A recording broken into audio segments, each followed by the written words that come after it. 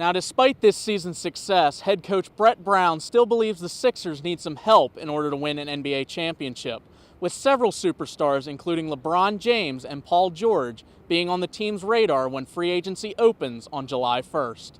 We had a great turnout this year at the 2018 Susan G. Komen Race for the Cure. Thousands of people turned out at the 5K run, which was established in 1980 in order to raise funds for breast cancer research. Police say the 29-year-old man was shot in the shoulder around 11 p.m. on Wednesday night.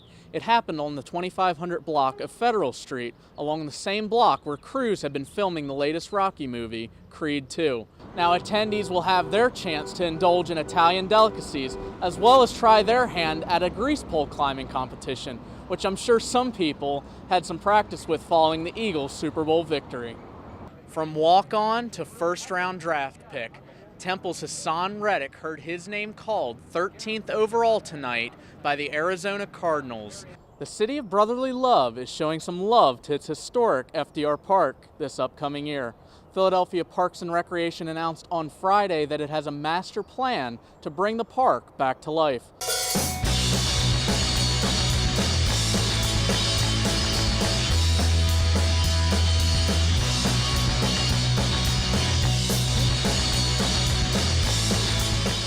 Thanks, guys.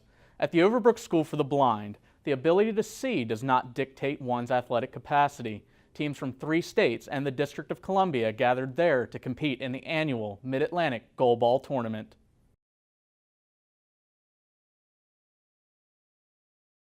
Please.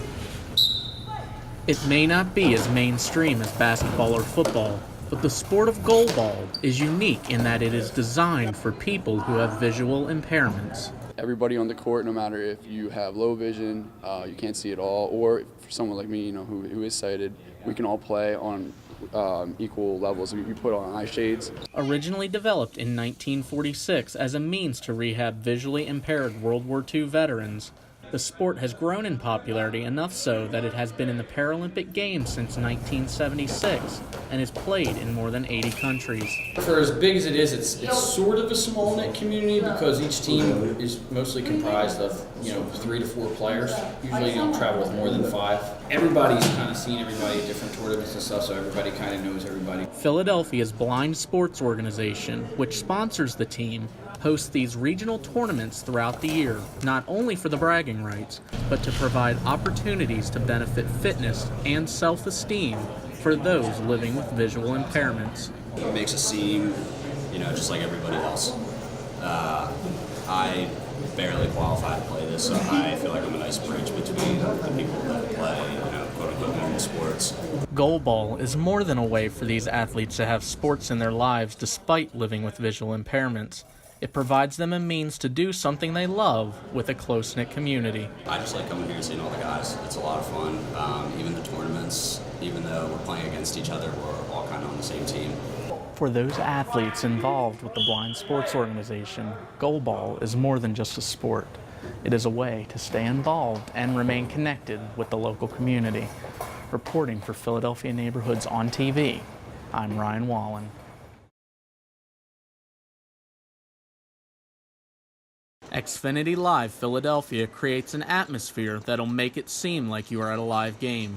With a 32-foot Sony LED HD TV, sports ticker, and multiple dining options, Xfinity Live is a great place to spend game day. Xfinity Live offers a ton. You can ride the bull, relax, watch the big screen, have a Geno cheesesteak, just chill out with all your friends. Located right across the street from Xfinity Live is McFadden's Ballpark. Attached to Citizens Bank Park, McFadden's has 33 HD TVs and 2 projector screens that entice the Philly fan base to come to the stadium, even when their teams are out of town. Sure, you can eat delicious food and shout at referees at other franchise locations, but with a 24,000 square foot space, including the world's first interactive sports bar, Play 2, Chickies and Pete's offers a unique experience for fans of all ages. Established in 1860, McGillen's Old Ale House is the oldest operating tavern in Philadelphia. It has a large selection of local and regional brews So if you want to enjoy a great selection of beer while you cheer for your favorite Philly team in the heart of the city, McGillen's is your place. Located at the convention center, the Field House is the perfect location for the entire family on game day. Equipped with more than 35 HD TVs and an arcade, the newly renovated 12,000 square foot sports bar provides a family-friendly environment for game day viewing. It really starts with our alumni groups. We have great contacts with Temple and Penn State, even national contacts like from Florida and Texas and those types of schools. Whether you want to catch your favorite Philly team on the hardwood, the ice, or on the field, these 5 one-of-a-kind sports bars around the city offer diverse options that are sure to personalize your game day experience.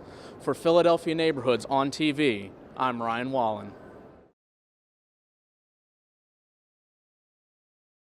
Serving the neighborhood of Chestnut Hill and other Northwest communities since 1958, the Chestnut Hill local newspaper has become a vital part of the lives of those who peruse its pages. The people in this neighborhood are advocates for Chestnut Hill, and they demand a paper that tells them the information that they need to know. They really care about the people in the neighborhood, they care about the businesses, they care about the parks, and by having a paper, it is a perpetual document that shows the relevancy of what's happening. The Local remains one of the few neighborhood-based papers left in the city, yet its old-school style and interaction with the community is what appeals most to readers. The Local is our mouthpiece for the region, and it's a wonderful, sprightly newspaper.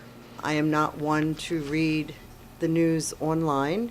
I definitely benefit from holding the paper and seeing everything. It makes a big, big difference. Despite the majority of its viewership still being print, the Local continues to explore new ways to increase viewership and appeal to the younger generation. We started a magazine last year. We're expanding our online. Even as we speak, I'm investigating various ways to do more things with social media. We have to follow, where our audience is. So we are trying and experimenting with all those things all the time. Whether online or in print, the Local believes it will continue to thrive thanks to the overwhelming support it receives from the community. We have a passionate local base that cares deeply about this community and can't get the news about this community anywhere else. Reporting from Chestnut Hill for Philadelphia Neighborhoods, I'm Ryan Wallen. I think a lot of what Collins is trying to do this year is just, play off his experience from being in the SEC, having experience at Alabama and Georgia Tech. You see a lot more of a social media presence from Collins' staff as opposed to Matt Rule's staff. And I really like that Collins is trying to connect with these kids on more of a relationship-based level. And I have had recruits tell me that, it's not always about wins and losses when they're trying to pick a program. It's what school fits them the best and what relationships they build with the coaching staff. And so far, I feel like Collins' staff has done that well. Transitioning into this current team, what recruits last season were we not really expecting much from that have shown up on this roster playing as true freshmen? Well, Collins has actually took the approach where I think he's going to redshirt pretty much all the freshmen from last year's recruiting class. Todd Centeo is the only player that has seen game action, and we all obviously had seen that Collins only used him for 4 or 5 snaps against UMass and South Florida. Very limited sample size, but I think come next year, Centeo obviously will have a chance to win the starting quarterback job with the Owls having, a little bit of a QB controversy, as well as some other guys stepping up, particularly like Audley Isaac and wide receiver Jaden Blue, who had a really good spring camp, according to Collins. Senior Raquel Armstead rushed for 2 white team touchdowns, but redshirt freshman Jaden Blue hauled in a game-high 6 catches for 63 yards and 3 touchdowns as the Cherry team defeated the white team 28-24. We head to the hardwood to take a look at one of Philly's most promising high school players. Last year, a knee injury sidelined Roman Catholic's Lynn Greer III, forcing him to watch his team fall in the Philadelphia Catholic League semifinals. This season, however, the sophomore guard returned, hoping to prove some of his critics wrong. It's unfinished business for me.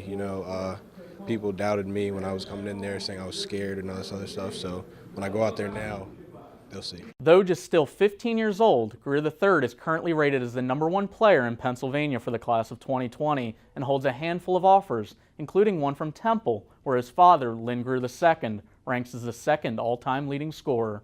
Being around basketball so much, he was able to see the do's and don'ts of the game.